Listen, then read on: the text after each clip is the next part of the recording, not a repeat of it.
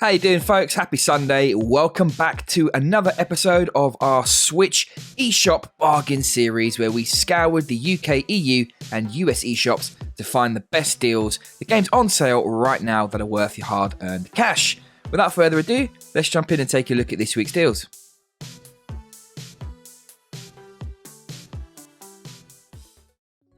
Kicking things off this week with my pick of the week, it's the long-awaited sequel to a game that I loved back on the Nintendo DS, The World Ends With You from Square Enix. Like the original, this action RPG game has bags of personality, and the leap to 3D works well. Set in Tokyo, you have 7 days to complete a series of missions or face death with the new protagonist Rondo. There are pins to collect which are awesome, letting you unleash all sorts of skills. There's a real collect them all vibe that hooked me the first time around, and once again, the same hook works. This time though, you can assemble much bigger teams in an effort to save them all, which is a welcome addition. The rendering of Tokyo is excellent with lots of delightful places to discover and explore. The music is another hit here, as with the first. There's a lot of game here too, with probably close to 40 hours if you want to explore this game fully. They've done it once again, the wait was a long one, but it was worth it. Juan, what's your pick this week? Hey then everyone, Juan Romero here. Thanks very much, James. I hope you're all doing well. Now, I've chosen Crown Trick this week. Has 41% off in the UK, 40% off for our friends in Europe and the US. And it's a beautifully animated RPG adventure with procedurally generated mazes and a unique take on turn-based strategy roguelike gameplay. You get to explore the atmospheric dungeons of different settings, trying your best to survive until the very end, and there's a ton of passive abilities, loads of active skills too, 30 usable items plus 170 plus special relics, and you get to slay 100 different monsters wielding 9 unique types of weapons and up to 120 individual weapons in total, with over 10 bosses too, and there's puzzles, so it's got it all, and it's a really decent game, this one, with a nice little discount. So if you haven't tried Crown Trick yet, that's my pick this week. Take care everybody, we'll see you next week. Nice choice, it's a great pick there. Up next, Lost Words Beyond the Page is a beautifully crafted narrative adventure. It's a simple tale that tells a story of dealing with grief from the perspective of young Izzy, who dreams of being a writer. She is writing a story that you experience on screen, and you need to pick what to write next in order to progress. The gameplay looks superb, but it's not particularly challenging or engaging. It's more of a medium for this great tale to unfold. And thankfully, the writing from Rihanna Pratchett is, as you would expect, excellent, as is the narration. A lovely short story that really is well worth experiencing. Roundguard is a mashing together of RPG dungeon crawler and Peggle-like puzzle gameplay, and it works really well. Picking one of 3 characters that represent RPG classes, the goal is to clear baddies off of the board in pinball-style puzzle play. What's actually nice is that the different classes do make a difference. They play slightly differently. As you defeat stages, your character gets stronger skills and new items. It doesn't look the nicest, and it could probably be a little bit deeper. There are not too many different monsters, for example, but it's well done and it really is good fun.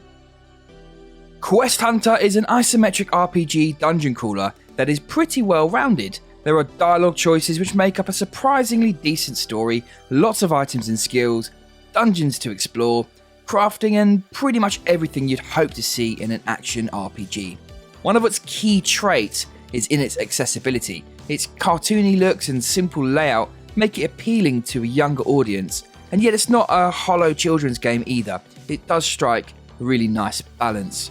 As the game has local or online co-op, that makes this a really nice game to enjoy with your family, and a nice entry for those not too familiar with action RPGs as well. Terry Kavanagh has a knack for making simple and addictive, punishing games like Super Hexagon, and this time he's taken things in a different direction.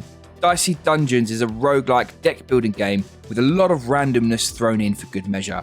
As a giant die, you take on Lady Luck, putting your strategy against the roll of dice as you level up, get loot and unlock new characters. The game is slick and the soundtrack is fantastic. It's a title that you will enjoy a lot more than you probably think you will.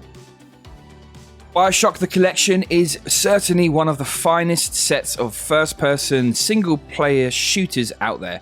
Bioshock, along with Bioshock 2 and Bioshock Infinite, are all here with their respective DLC content thrown in. The Bioshock games are set in creepy, dystopian locations full of thought-provoking material and gorgeous places to explore. Tying this together is an intriguing tale and superb gameplay. This collection is excellent and the Switch port is fine work, a real steal with 60% off. Platforming and storytelling literally go hand in hand on a journey about much more than love in this one. Along the way you meet fascinating characters on your quest to complete the Imperfect Circle. New partners bring unique abilities and their own personality to roll with. In this 3 to 5 hour adventure, full of ups and downs but always playful and rewarding, the Circle learns about itself and you. Along with it, this is an interesting mix of puzzle platforming and storytelling. Four Horses brought us Kid Trip and followed it up with Miles and Kilo, a retro-inspired 8-bit platformer with simple 2-button mechanics. It looks fantastic in the old retro sense, sounds great, and has some nice and effective controls. The game is best enjoyed in auto run mode, but you have the option to turn it off for an easier experience, which is a welcome addition. There are 36 levels to enjoy, but they are short and this doesn't outstay its welcome, and it has a very chunky discount right now.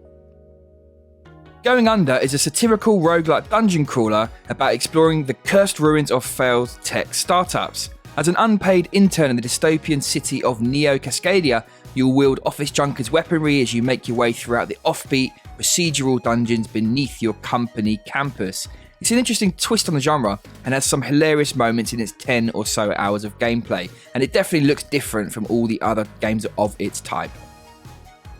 Project Highrise is a building and management sim that focuses down on a single building instead of a sprawling city. You're focused in on making your building please your tenants and attract new ones. You need to tick all of the boxes to keep your tenants happy: power, restaurants and amenities. There is no story and no laughs here. This is a dry, deep management sim. If that's your bag, then it's a solid game, and if not, you'll certainly get bored here, so give this one a miss. Invento is probably the cutest puzzle game that anyone could have come up with. As a mother cat, you'll need to make bento boxes for your kitten's lunch by sliding, turning and flipping ingredients to match the tasty snack you're making on that level. The presentation is simple and yet really nice, and there's a small story that unfolds as you progress as well. The levels do get a bit repetitive as the mechanics are simple, so it's a kind of game to enjoy in handheld for short bursts here and there, and one that younger audience can also enjoy. Up next, taking a trip down memory lane all the way back to 1995, in fact, when the original Sega Saturn Dragoon riding shoot 'em up first came out. Fast forward, and this arcade-style classic has been remade with 3D graphics, re-imaged stages, and the option of a new control scheme. It's brilliant to see the little details from the original are recreated, and gaps are filled in with the new horsepower. As an arcade-style game, it's not actually a very long one, but if you play it like imagined without lots of lives, it will take you a while to conquer. Northgard is a Norse-inspired RTS game that feels a really underrepresented genre on the Switch. A lot of real-time strategy games just don't port well onto consoles because of the fast-paced nature of them, which can be difficult to map to a controller. Thankfully here, the gameplay is a little bit slower, lending itself well to the Switch. The cartoon style is reminiscent of mobile phone games, which some will like and others won't, but the gameplay is really solid, combining action strategy and 4X simulation, building like Civilization. It's engaging without being too heavy, making it well balanced for genre pros and those simply curious to try something a bit new. Agent A is a puzzle adventure that stands out for its comic style and retro story straight out of the 60s. It started out live on mobile, so it's a natural fit in handheld mode where the touchscreen works nicely as you search for clues and figure out where to use your inventory items. You play as Agent A infiltrating the lair of the evil Ruby LaRouge, but things soon go wrong. The puzzles are tricky. This is the type of game where you will get stuck and start randomly trying items out until something works. It's a little tough in places, but you get all of the episodes in this Switch version, so there's plenty of content to keep you busy, making this a bargain with 95% off. And that is it from us today. Thank you so much for stopping by. I hope you have enjoyed this video.